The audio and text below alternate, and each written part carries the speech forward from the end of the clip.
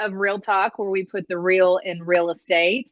I've got two really exciting guests with me from the builder side this time. I've got Phil Crone, Executive Officer of the Dallas Builders Association, and John Porizek, the Land Development Manager for MI Homes of DFW. Welcome, guys, and I am so happy that you can join us tonight. Thanks, Ashley. Really glad to be here. Awesome. Okay. So, um, there's a lot of good things going on in our marketplace. I would say some really good if you're on one side of the aisle, some really bad on the other side, like the scarcity in the housing inventory right now. Obviously, slower home starts that we're experiencing. But all in all, I mean, the affordability factor has been something that we've been plagued with for the last few years, and that's actually getting worse. So we don't want this to be all gloom and doom, but I definitely want this to be, educational in a sense that we understand what are the different layers that are causing these things. It's not just that the builders are the big bad evil monsters of our industry that are trying to price people out of homes. There's so much more that goes into that. So, Phil, I want you to kind of start off with just kind of telling us how we've gotten to the place that we have. Yeah, absolutely. And I hope that this will spur some questions and we can kind of keep this laid back and take it as we go. And I'll let John kind of chime in as I get through some of these issues because he's living it as a land manager for a large volume home builder. But I think you're right on what direction we go here because as we think about it, we're in March now, we're starting to mark the anniversary of the pandemic coming upon us and just all the upheaval, pain, suffering that's caused, and certainly the crazy market that we have and that I think we're going to have with us for quite a long time. Last March, basically almost a year ago, I'm on the phone talking to Dallas County officials, just begging and pleading, trying to keep the industry open. And maybe some of you all were following the news back then and just kind of hearing the rumors and seeing what was happening. Those rumors were true. We were very, very close to a shutdown of the residential construction and real estate industry. And after having those conversations over and over, I didn't know how it was going to go and how it was going to turn out. I just tried to put our best foot forward and hope for the best. It was kind of extra odd because that was about when I got the virus. So I was not at my best during that time, but luckily we were able to avoid it. We were able to keep going. We were able to kind of readjust on the job site, keep things as safe as we could. And, you look at even after that, when we were in those tenuous times, we still had that skies falling mentality that did through the, majority of April. But then things started to change a little bit in May. We started, I think, kind of realizing that this thing is going to be with us for the long haul. And I think that was really the time when people realized, and this is something that I hope we don't forget out of these times when we look back. I know there's a lot of things that happen that we want to forget, but remember this time as a time when home and housing were more important than ever. Homes became our schools. They were our sanctuaries. They really validated everything that we do. And don't forget that. That, of course, contributed to the huge demand that we saw and continue to see. And, a little bit of sort of fast forwarding to where we are now and what I see are big challenges for us going forward. Jobs market. I always tell people homes are where the jobs sleep at night. And it's absolutely true that employment is related to growth in our industry. And, we're back down to 6.3% unemployment in the Dallas area. It's one of the strongest, as you all know, out there. And it's still a good place to be. We've recaptured about 80% of the jobs that we lost. But at the same time, and this goes to our affordability conversation, there are a whole lot of haves and have-nots. There are some sectors, usually the white-collar jobs that can sit at home in a lovely in-office or home office like I've got here that did okay, but there are a lot of people that aren't doing as well. And that's creating some disparities that we need to think about, and we need, to the extent we can, be part of the solution for. One of the interesting things on that note is that there are 40% of the people that are unemployed right now have been out of work for 27 weeks or more. That's going to be really, really hard for them to get into the job market. Rental is still strong. Multifamily's got about a 94% occupancy rate. Those, don't discount that, because those are tomorrow's home buyers. Those are our farm system. That's who's coming up next. New home sales went up 36% year over year. John will tell you some of the craziness that he's been having here in a second. And they're about half the listings in DFW. I don't have to tell this audience that than there were a year ago. We should set an all-time record this year. Kind of good news, bad news in terms of housing starts, probably around 52,000, which would be the most since 2007. That was also kind of a dubious year. You remember what happened then? You want to jump in? Well, I was just going to say it's phenomenal, but it's not enough, because that's what 2007 was, and look how the Metroplex has grown in 14 years. So it's the tale of two stories there, like you were kind of talking about. Yeah, and that's just looking at what's happened since then. 1.7 million people showed up since 2007. We've got 50% of the more jobs, and if you adjust it to population growth, we're at about half the housing inventory of what we had back then. So it is definitely not a bubble. It's a affordability crisis, but it's definitely not over our skis on the way things are going there. But can I stop you? Let me stop you. I don't want to stop you in your groove, Phil. But you mentioned a word. Yep. But you mentioned a word that everybody's thinking about right now is we're in a bubble. And on the resale side, on whatever, we're in a bubble. We've got some people that are saying it's gonna burst, but you just completely shifted that thought process. So what did you say again? I just want you to reiterate that. Yeah, that if we're about, and we probably should break the regional record this year for housing starts, somewhere around 52,000 homes.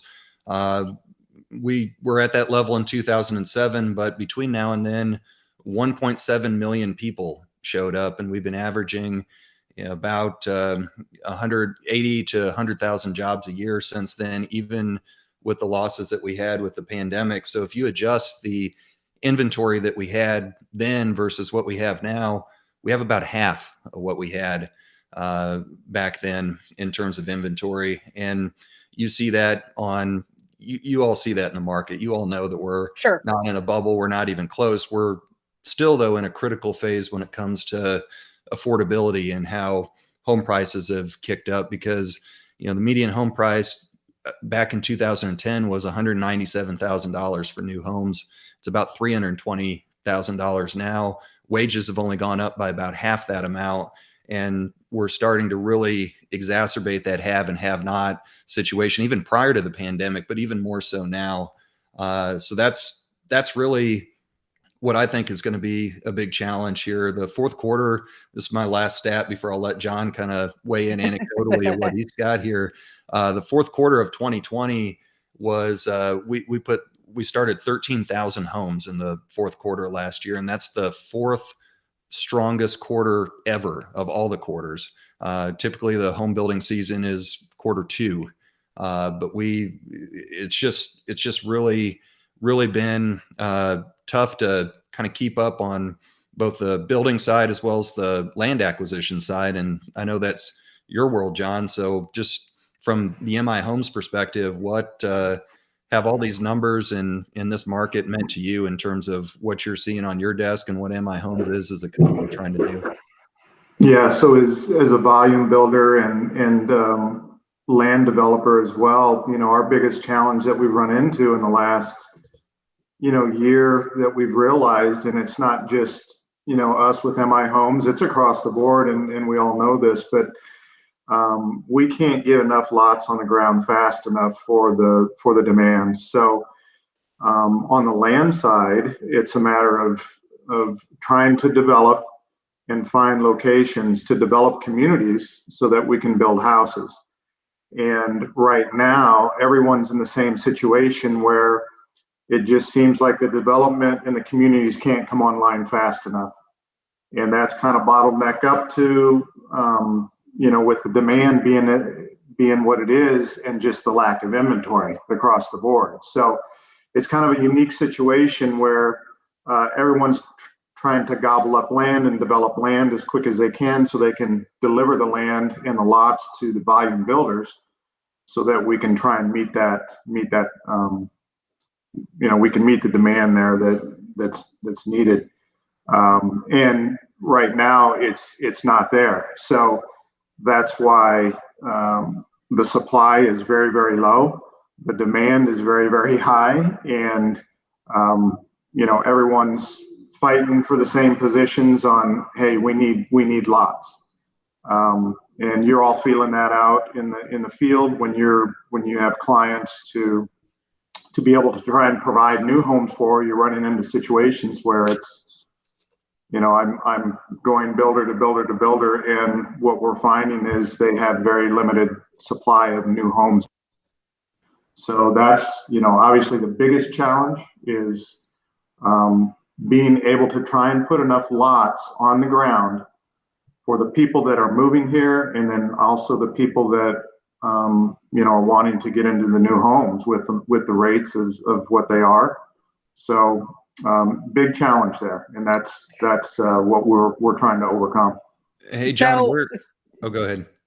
Oh, I was just going to say that's obviously, we're talking about things that have been ongoing. It's not just a COVID crisis. It's not, obviously that did not help matter. There are some other. It definitely didn't help, and especially for that affordability quest, primarily that under $300,000 price point that we're trying to look for. And that was what I was going to have John kind of opine on a little bit, is it's not just lots, it's specifically those 50% of all the communities that have come online here over the last year are offering homes at or under $300,000, but that's getting tougher just with supply and demand principles. So John, where are you looking for some of those lots right now? Yeah, so we're in 20 different communities. We've got a lot coming in. A lot of it is, we have stuff in Royce City, we have stuff in Salina, we have stuff in Denton. We're looking at we have stuff coming online in Mansfield. We've got a project coming on in Corinth. So we are, focused on kind of any market that we can get in right now. Garland as well, we're in a market there, Riverset community. They're going to have another phase open up in Riverset, which has been very successful. So, it's not like it used to be where we may just be looking in a segmented part of the Metroplex. It's basically, now it is pushing out further into, the outskirts of the suburbs, and even in some of the ETJs, which are unincorporated parts of the cities. Just because of that's where the land is, and that's where you can develop. The Friscos of the. Yep. Can I stop you there for 1 second? Because I know what you guys have is the wealth of knowledge from the building side, and I'm not getting backlogged on the host chat, but I know where some of these questions are going, and I know where you're going with talking about the outskirts. Mm-hmm. Here's the interesting part. I just want to throw something out there. I've gotten more calls for, I am not going to be located in a primary zone anymore. I'm willing to go on these outskirts that you're speaking about, John. And we're still, I know from the construction side, there might be slow to the uptick on that, just because, okay, is that really what we need to do? And is there really the demand there? I put 3,000 miles on my car in February, wasn't allowed to drive for a week because we had a freeze that we've never seen before. And it was a short month, because the majority of my buyers said, I'll go 100 miles out. I even had one that went to Waco, because they said, if we can find affordability and I'm working from home now, I'm good. So you talking about going into those outskirts, Royce City's great, but that's not even outskirts anymore, in my opinion.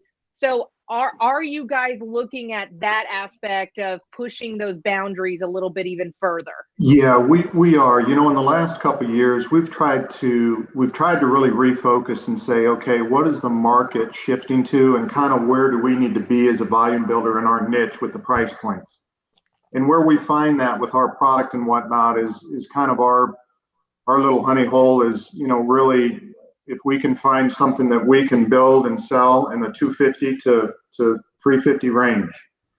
Okay, where do we need to go to develop those lots or find those lots? So that's where we go into the cities like Royce City, where there's a community there called Veranda, which is a big master plan community that we're able to go in and build and sell and try and keep in that price point.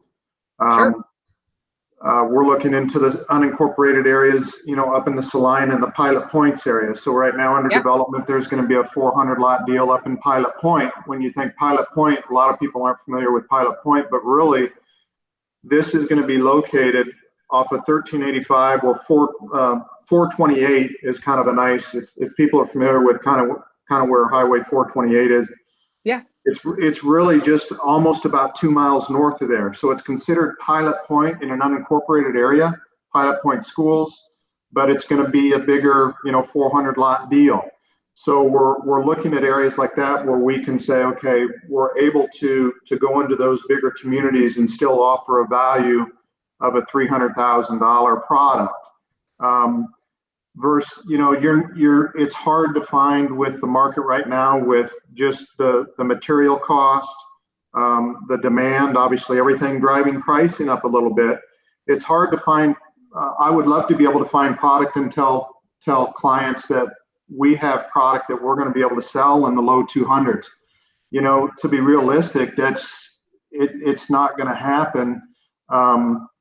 Just because of material costs that we're seeing here in the last year, land value cost, but we are still value ourselves as a value product to try and be in that, you know, upper 2, lower 3 market.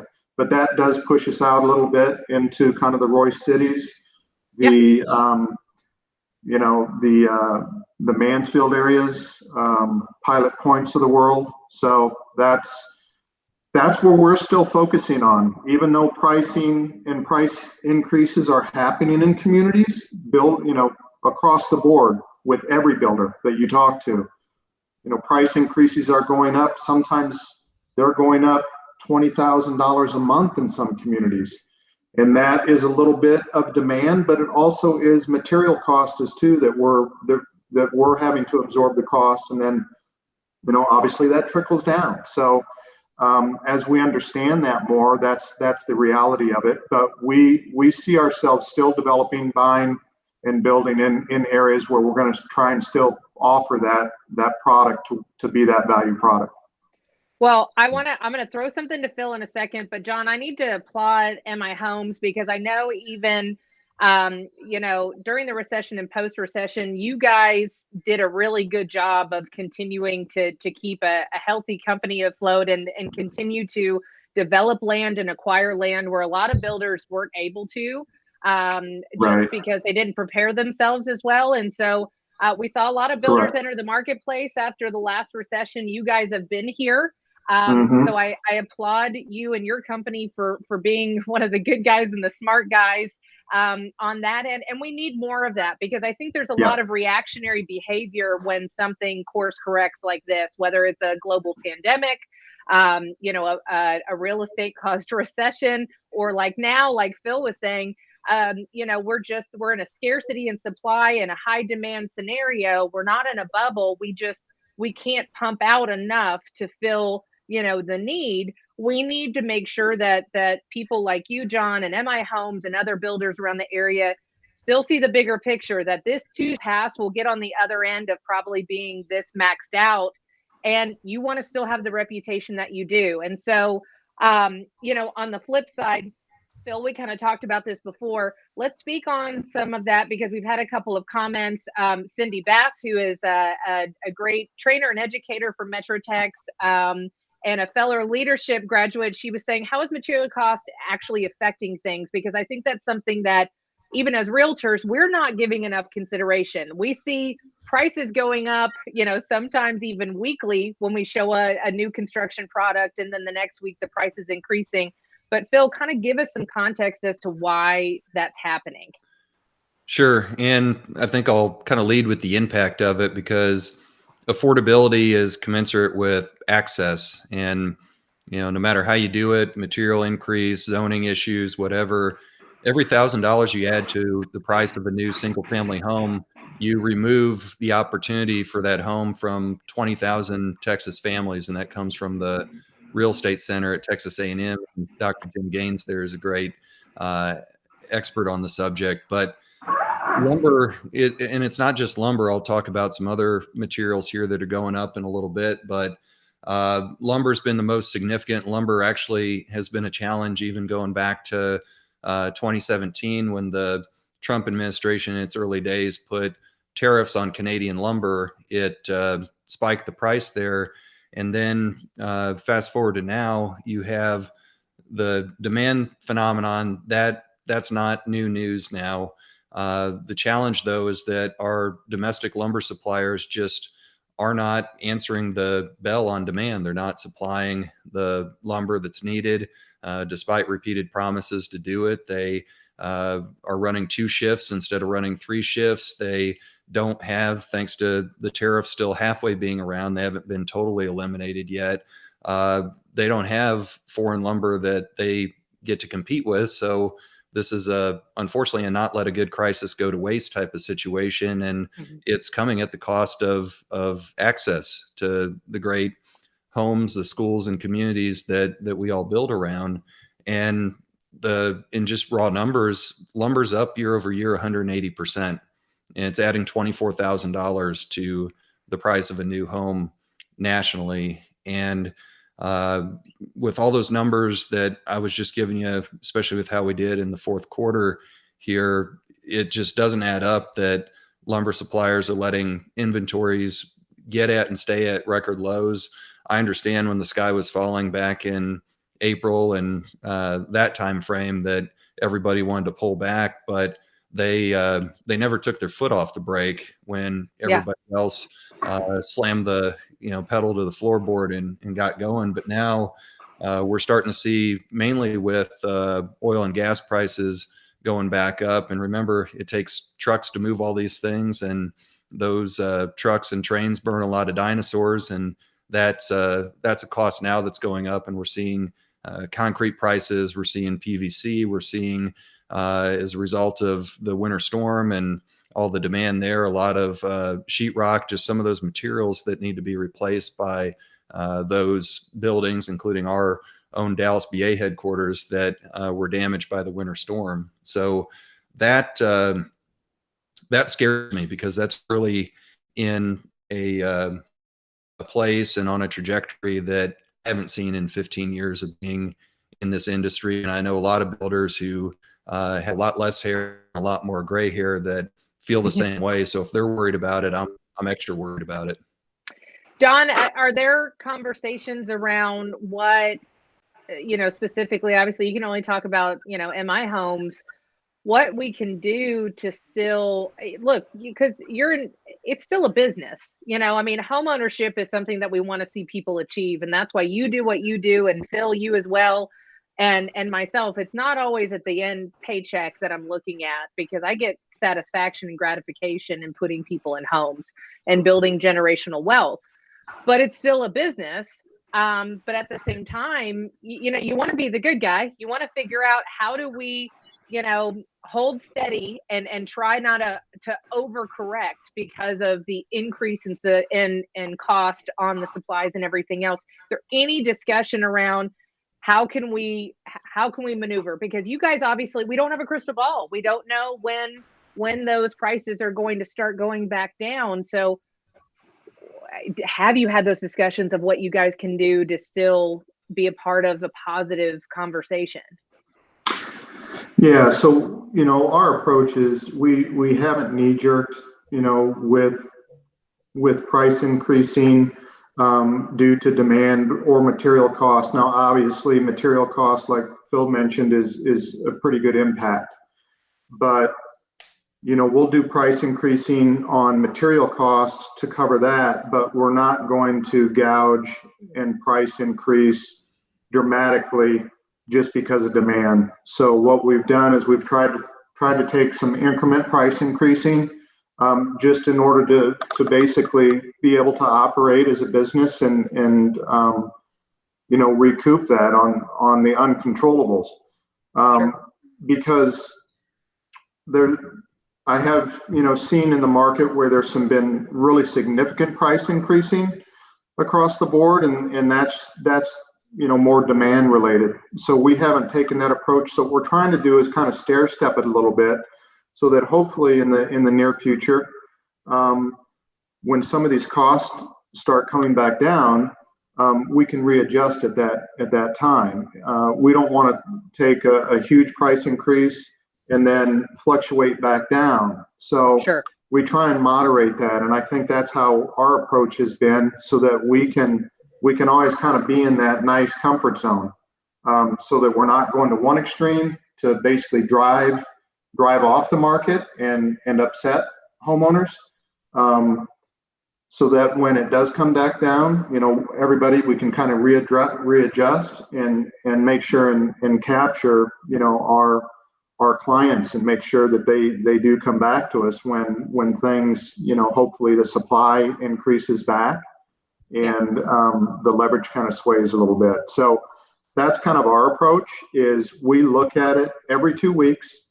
And then we, at each individual community, so it's not like we just do a gamut across the board company-wide. Sure. We take it community specific, and we look at everything every 2 weeks to see kind of where we're at.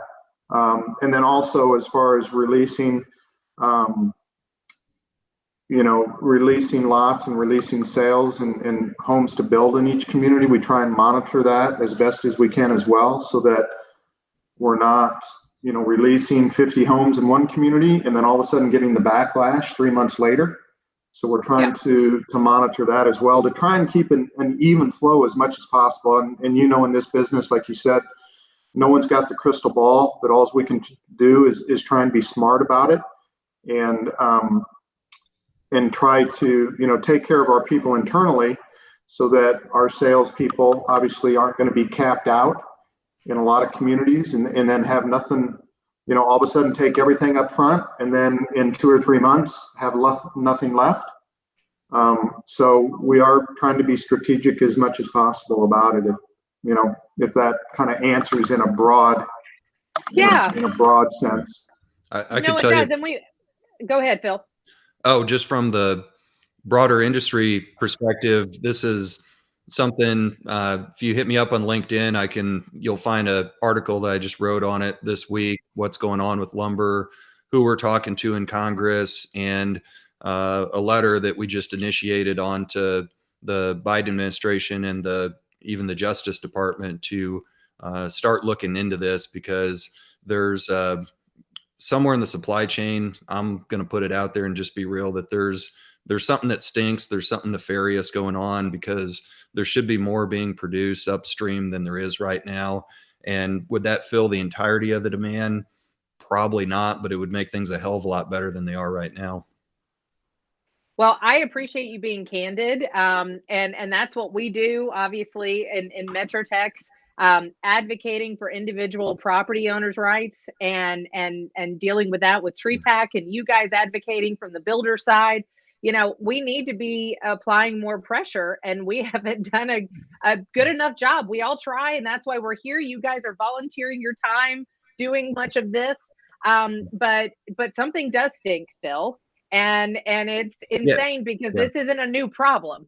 So, we can do all of these other things, but somehow we can't figure out how to increase the, lumber supply, or, so I appreciate you just being real in that fact that this isn't just it's not a realtor issue, a builder issue, a land issue. There's something behind this too, that we need to continue to apply the pressure to get some some clarity on what's going on. So can you tell me, Yeah. because now I'm intrigued, what do you guys do in regards to applying that pressure of transparency and trying to figure out what's going on? You bet. And this is actually why I enjoy having these conversations. I work with Matthew all the time on the local issues primarily that we're dealing with, because we're all housers, we're all in the housing industry, and we all need to be housing advocates. We love what we do and we love who we do it for. And part of that love and part of that passion needs to be turned into action in terms of talking to our local officials, contributing to these political action committees that make sure those local officials know what's going on, because that, as you see in a lot of aspects of society, is not necessarily taken for granted. And really, the one thing that I love about this industry, and it works no matter what aspect of it you contribute to, is that we're not D's or R's, we're H's. We've got Representative Jim Costa from California, who's a Democrat, and Jody Arrington from here in Texas, who's a Republican, are the two signatories to that letter I just mentioned. It's deliciously bipartisan in a time where that seemingly is Doesn't largely exist. extinct when you look at the media here. But there are good people in government that really want to do the things that we are looking to achieve. They may have different reasons for doing it. It may be kind of more of an equity and access issue if you're a Democrat. It may be more of a get the government out of your boardroom type of approach if you're a Republican. I don't care. I'm a results-oriented person, and we can get those results if we're activated through our industry like we are. And that's why we're not going to stop on this lumber issue until we figure out where it stinks. We had a lot of good conversations with the Department of Commerce in the last administration when the tariffs went out and the lumber producers didn't produce what they were supposed to, and prices went up. You'll see in that article kind of where that spike went and how it went down after we had those conversations. So if we get the same dialogue going, and I know this administration has a ton of things it's trying to do in the first 100 days, but if we get that conversation, I think we can get those prices back down, because we can get the spotlight on these things where it makes people uncomfortable. I've seen that work with this issue. I've seen it work even in the city of Dallas with the permitting mess that we're in that city right now. Okay, so hold that thought, because we're going to go back to the permitting mess, because I've been on the receiving end multiple times. But a couple of things that we've got in the comments. So Sherry Fearbacher said, got to shed the light on all of it: supply, regulatory costs, etc. I'm calling her out, guys, because she usually gives me a hard time. She's my business partner, but also my mother. And so we're real estate partners too. And she is always excited when we can start getting shedding some light and peeling back those layers. But I think we've also figured out a trending hashtag, Phil, and it's deliciously bipartisan is now going to be our hashtag going forward. So I appreciate See, John, they have that. philisms too. No, it's good. But going back to what we were talking about, I mean, that's obviously from more of a federal overarching level of having those conversations.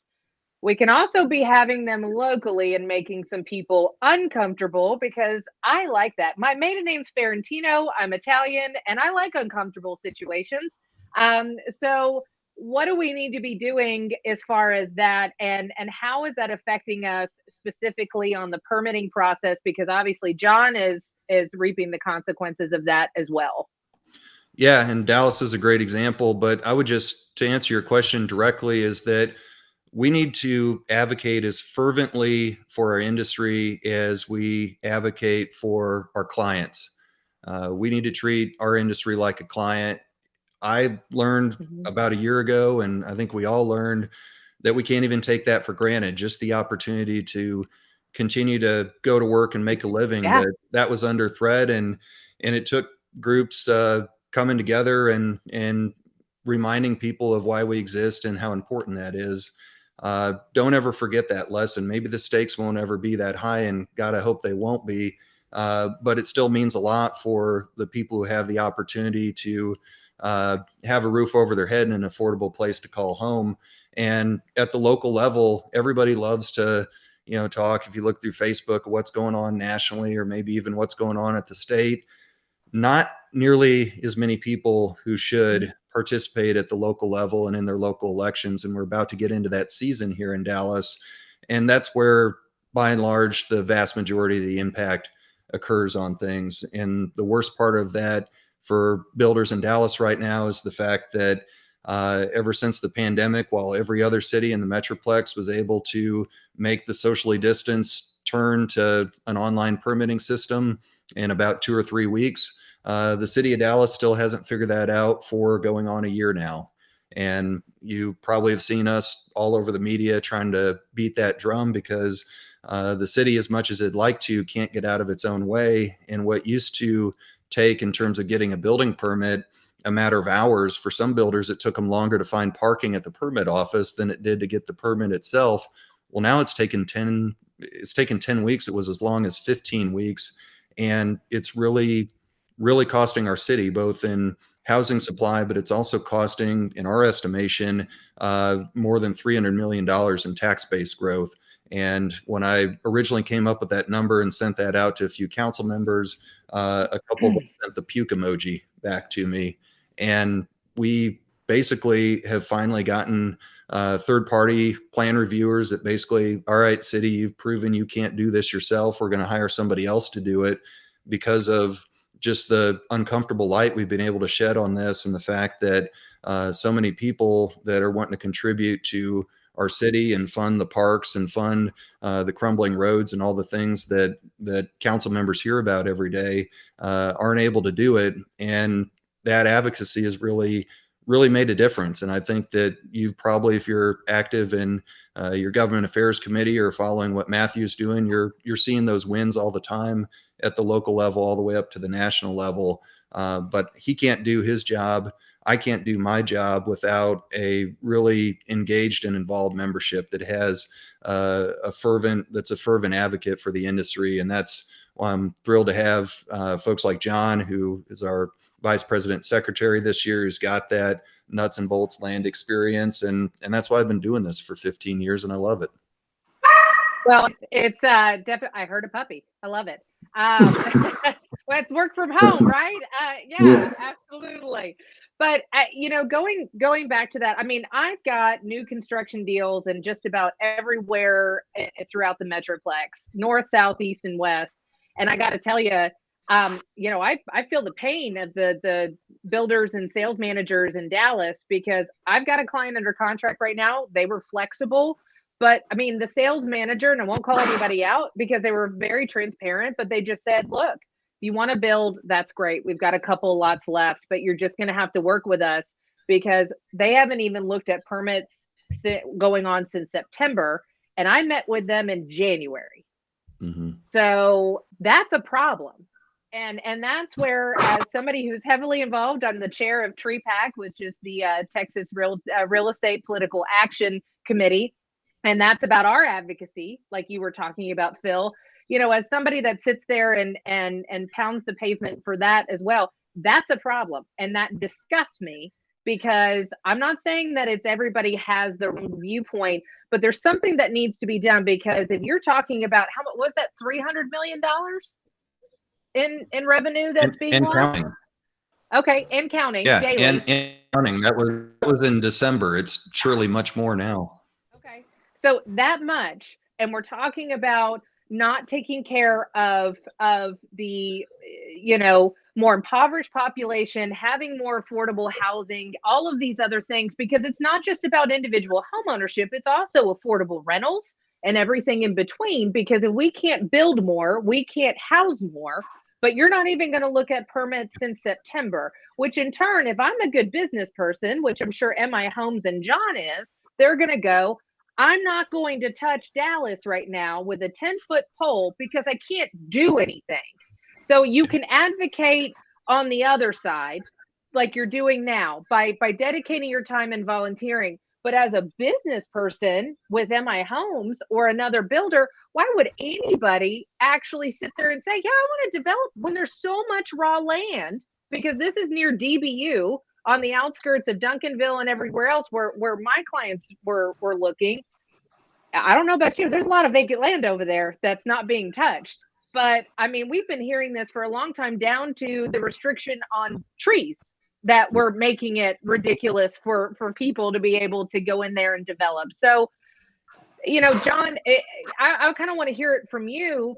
I mean, what has been some of the stop or the resistance from the builder side, not the advocacy side that Phil's involved in, but like when you guys are going in there, do you have anything currently in the Dallas area, the Dallas city that you're building or developing? We don't. We don't, and if we did, I feel the pain with my fellow developers and builders that are there trying to make things happen, because it is very painful. So, when you look at areas that you want to try and develop and build homes in, you do want developer and builder friendly community or municipalities. Sure.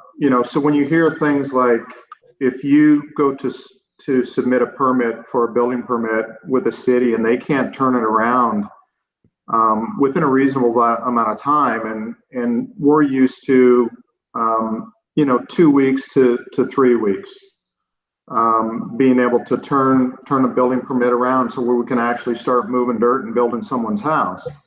When you get into cities that aren't as friendly,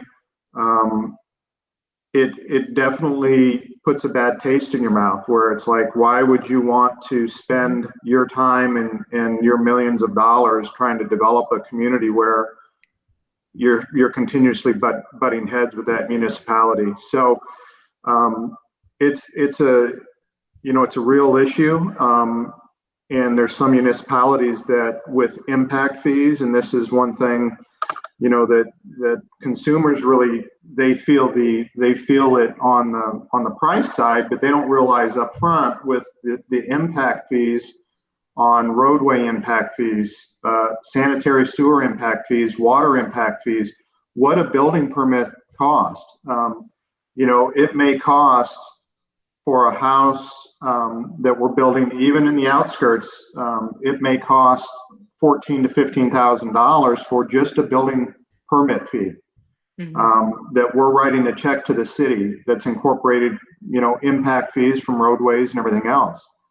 So in order for us to invest that, we want to make sure that municipalities are trying to keep in line with their impact fees. And this is something that Phil and his staff does really well, with trying to police cities on saying, hey, okay, now we're getting a hint of, this city wanting to raise an impact fee, triple of what it was a year ago, and trying to see how we can manage and keep that from happening. So yes, it definitely, we want to work with cities that are developer and builder friendly. Their impact fees are in line. They're willing to work on the turnaround, on the permit timing. And then we're willing to work with them. And there's a few municipalities out there that developers don't want to do business with because of those instances, and they're just shooting themselves in the foot. And that's really sad, because I got to tell you, I mean, we hear about it all the time, especially in the Dallas County areas, that we need to be developing more, because if we develop the residential, then the commercial will come, and we'll get the type of infrastructure that supports the growth there. But when you talk about the fact that it's not even feasible for a builder to come in, and it's not going to be affordable, because if you're having to pass on that cost, because it's going to take an upwards of potentially 3 months to even get a building permit, then people need to understand that the affordability factor goes out the window, because you have to build that in your upfront cost. Correct. Yeah. And think about it, in the volume building world, it's all about how you can turn your inventory, right? So how you can develop your lots, you can permit your lots, you can build, you can close the houses, and keep that flow going. If you're not able to do that by even getting a building permit back, then it's not feasible. I mean, it's just not, and that's why the larger custom builders that are struggling with that are doing the bigger custom homes or the knockdown homes in Dallas. they're getting hurt, and obviously they have to pass that on to the consumer somehow, right? I mean, if they've got a loan tied up on a piece of property that is very expensive and it's sitting there and they're paying interest on that and they can't even start building for 3 or 4 months. I mean, it's not good business practice. Yeah. So I'm going to let Phil, hold on, I'm going to let Phil chime in because I can see him just chomping at the bit to chime in. But what I'm hearing is we've got local elections coming up and city council members and mayoral races and everything else. You better show up if you reside in those areas, and you better have the tough conversations. You know, it's a lot of lip service because we've got a lot of council members and they're good ones. Like Phil was talking about, this is not about Democrat versus Republican or anything else, but a lot of people want to talk about affordable housing and bringing that to some of the areas that are struggling, but they're not creating the ability to do it.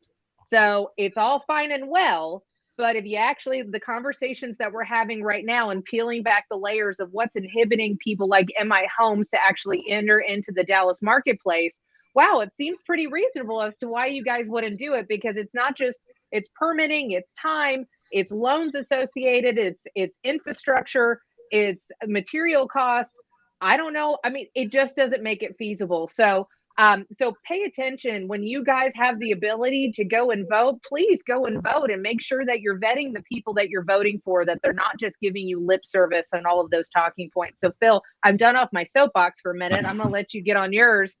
So give us a little more context on that. Yeah, I mean, there are different cities that have different ways of doing things, and Dallas just can't get out of its own way despite its best efforts. But the ones that I have even more of a struggle with are the ones that they know damn well what they're doing and they do it anyway. Whether it's a kind of a country club approach to zoning to keep it restricted to desired income levels with lot size requirements or materials, although we fixed that in the last legislature a little bit. But one interesting one that and really concerning one that we dealt with a couple weeks ago and we're still in the middle of is the city of Grand Prairie put a 120-day ban on rental housing, single family rent, multifamily, everything. They don't want any applications from that type of housing. As one council member put it allows them to better choose who gets to live there. Get into that what you like when is reminded him that communities of color are twice as likely to desire and to live in a rental situation, which ultimately paves the way to home ownership and, of course, the wealth creation that comes with that.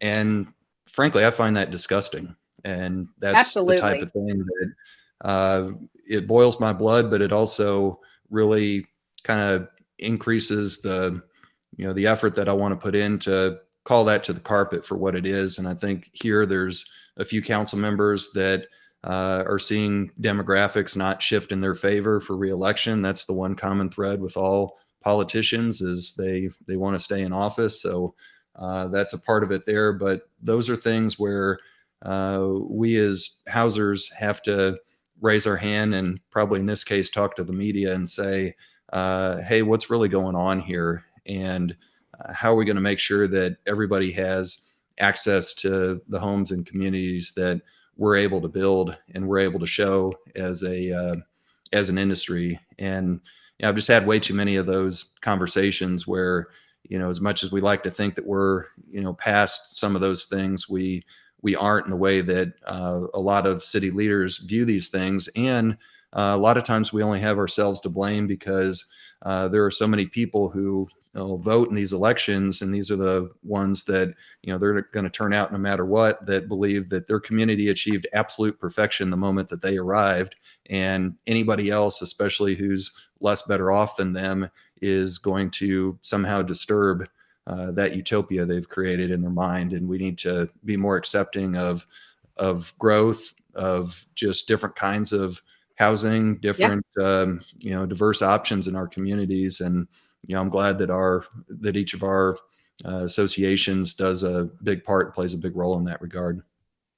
Well, and that's huge. And you know, I told you we keep on track, and so we're at the 10-minute warning. And I know all three of us could probably go on for a lot more because we get very impassioned. And I don't even think we talked about a third of the topics that we wanted to cover. But I think, you know, there's a couple of things I want to cover in our last few minutes together. One is that's the core of it. You know, we talked about all builders aren't created equal. John, MI Homes has a great reputation. You guys have prevailed, you know, over the time, but you don't want to have the stank on you for the builders that don't. Just like I don't want to have the stank from realtors that don't, you know, increase their value proposition and aren't doing the proper, you know, fiduciary duty to their client. But what we can do is we can step up in the gap, which is what Phil has done and I have done and John has done and so many other people that have joined us today. We need to continue to have these conversations. And I'm so blessed that we were able to blend the two, because really we can't have the building industry or the realtor industry without the two of us aligning together. And so I kind of want to pivot into that just for a couple minutes. I'm going to say one thing about, we've also got Texas Realtors Day at the Capitol. So anybody that's joining us and will be watching this, register for that. We are going to be able to talk to our legislators from now until April about these conversations, you know, from a state level. That's obviously not necessarily the local representation as much, but we need to continue to have those conversations and educate yourself, or else we're not going to have an industry to continue to make money and provide home ownership to the families out there. So it's required. But going forward, realtors can do a better job, just like builders can, not necessarily builders, but maybe our sales staff and everything else, of working together. And so I do want to talk about how we can better serve one another in that capacity, because you guys don't have the inventory. We're struggling at the same time. We don't have the inventory on the resale market. We don't have the inventory on the new construction market. To call every other day about somebody wanting to purchase a home because the interest rates are so low. But at the same time, we still we can't be reactionary. And so John and Phil, we kind of talked about this before. What can we do to maybe better equip our realtor partners to help you guys, but then also understand what you're dealing with? Because I think I said, we go to some model homes and there's notes on the door, like basically, do not come in. We don't have any inventory. We are exhausted ourselves. What can we do to kind of help prepare ourselves, help prepare our clients for all that's going on? You know, we kind of mentioned online sales staff. You guys are employing online, you know, services to be able to facilitate appointments and inventory and things like that. So John, you know, we talked about that. So maybe you can plug that for a moment. Yeah, so probably like a lot of other builders as well, but we're really good. We've got a great internet sales team, and their main role is to set up appointments for our sales counselors on site at the model. Okay. So as we're seeing, first of all, the pandemic hit, and then that kind of limited walk-in traffic, right? Yeah. And now it's a supply and demand issue where walk-in traffic is being limited, like you said, because sometimes there's no inventory. So you may go to a model home and there's a sign on the door. So what I would recommend is for individuals that have clients, I would go on the web page. So for example, I'll just, say MI Homes. If you go on our web page, there's going to be a list of communities that we're in. So you can try and target those areas to say, okay, I've got clients that want to be in Salina. I've got clients that want to be in Royce City. I've got clients that want to be in Garland, wherever those are. Right on the website, you can reach out to our internet sales team, and you can go through all of the information that you would really go through if you were sitting down with one of our sales counselors in the model. Sure. And then what you can do is they've got all that information on their fingertips as far as saying, hey, this is what the community offers, this is what it is. You can hash all that out up front, and they can actually make an appointment for you. so you don't get caught just on a Friday afternoon or a Saturday or Sunday just trying to say, hey, I want to go visit 10 communities and see which doors I can get into, right? Sure. So I would do a little bit of due diligence with that and say, hey, let's try and make it as easy as possible for our clients. Let's see if we can go ahead and get some appointments set up front with the internet sales folks. And we've seen that shift where it used to be, let's say the traffic may have been split in half, 50% walk-in traffic, or our sales contracts, right? Where are we getting those from? 50% maybe walk-in, 50% internet sales. Now it's shifted in some communities with what's happening is we're seeing a lot more of that internet sales, right? Because people Sure. like you can't get in the door. So that's what I would recommend. And you can hash all that out up front, and then you'll be able to say, great, we've got a seat at the table now. We can actually get in, we can sit down, we can spend time with the sales consultants, see what the inventory looks like, see what the plan lineup looks like. And that can be done up front as well with the internet sales team, because they have access to all of that.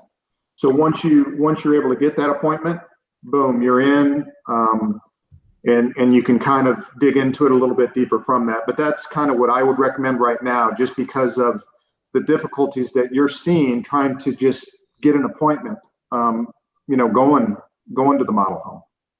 Well, and that's huge from the standpoint of, again, we're frustrated and we're tired, but so are your sales staff at your communities, because there's a lot of people that want homes and you don't have the ability to pump them out at the same capacity that the demand is there. And so I think we all need to be understanding of that.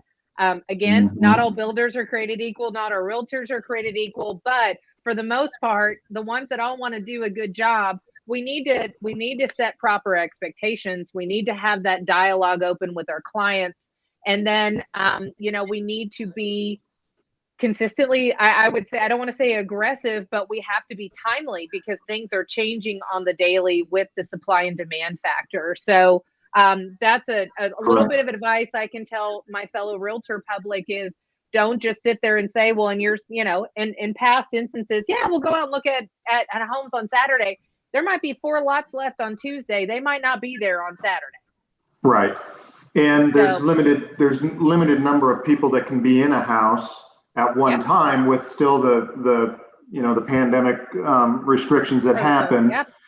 So sometimes if you're trying to walk up and get into a model and there may be 6 to 8 people already in there, unfortunately, it's at max capacity with what's going on. So, sure. But we have had meetings too where we know what comes around goes around. So even though right now the demand is very high and the sales consultants can, across the board, someone can just say, you know what, we're full, go away. We've been very instrumental in telling our team that they do not do that. Okay. Yeah.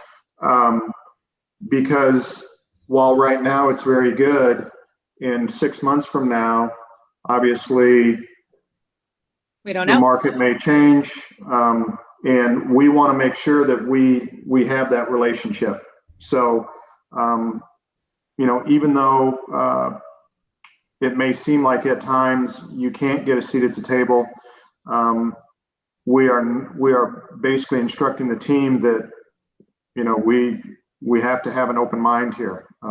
You can't be as selective as maybe some other counterparts. Sure. So kind of keep that in the back of your mind as well. If we do not want to see that happen. Well, I appreciate that, John, and thank you for saying that that's not what MI Homes is trying to do right now. And again, if you get a cold shoulder going to another builder, obviously go to an MI Homes community. Even if you can't get in, you'll still at least get warm service. We appreciate that. Yeah, we appreciate it. So we appreciate you as well. And so again, I'm going to give a couple minutes, because Phil, you always have a wealth of knowledge, and I want to give you a send off to kind of give a last sentiment to We're right at 6:30, but at the same time, can you give us a send off on what you think we can do as realtors to help, the Builders Association and to help our industry, help advocate? What can we do to help support you guys and kind of go from there? I think a lot what we're doing right now, I'll try to be succinct with this, that just empathizing with the challenges that we're having respectively and that we're having collectively as housers.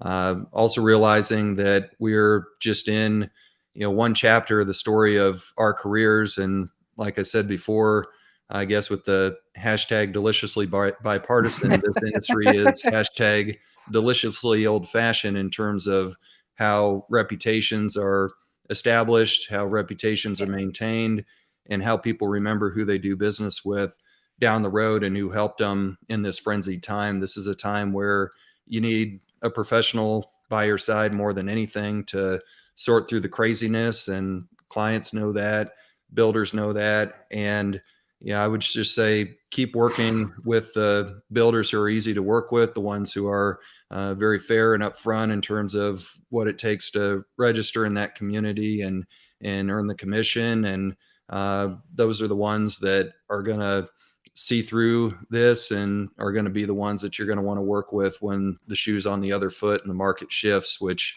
we know over the years it does, and does so pretty quickly. So I just really appreciate these opportunities, and really obviously have a passion for our mutual role in the housing industry, as well as an appreciation for MetroTex and what you do to help us have our community be even better. Well, thank you, Phil, for that. And I know you guys always do a good job of putting on, informational sessions and symposiums and panels and everything else. You have one coming up. So would you like to plug that on a virtual sense? I always love shameless promotion. So I appreciate the red carpet there.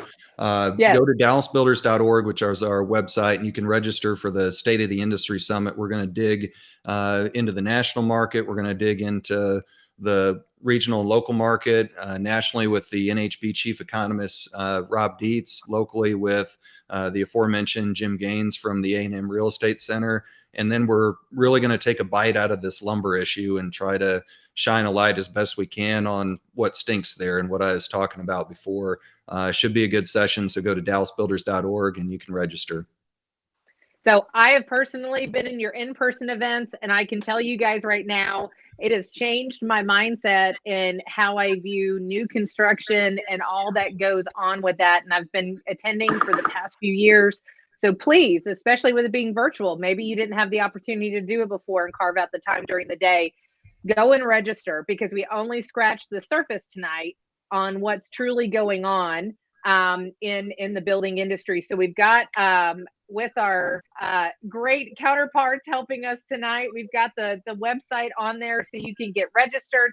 We've got the deliciously hashtags all in our comment section.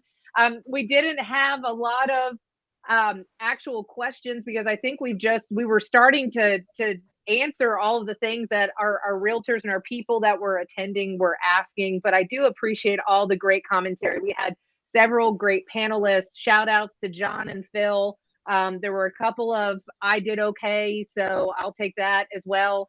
But I appreciate you guys. And just so everyone knows, Phil actually can't see us right now. And he has done a phenomenal job of keeping eye contact and everything else. That's technology at its finest. But you have rolled with it, and both of you gentlemen have done a fantastic job tonight. So thank you so much, and hopefully we get to do this again soon. Absolutely. Thank you, Ashley. Appreciate it. Yeah, thanks for the opportunity. It was great. Okay. All right, guys. Well, we will talk to you soon, and go register for Texas Realtors Day at the Kettle, as well as the summit. Is it the Summit of the Industry? Is that what it was? State of the Industry Summit. State of the Industry. Yep. All right. So a couple of people were just saying the link wasn't working, but you guys can find it. Go and Google. You know how to do that. So, all right. Well, you guys enjoy the rest of your evening, and we'll talk to you soon.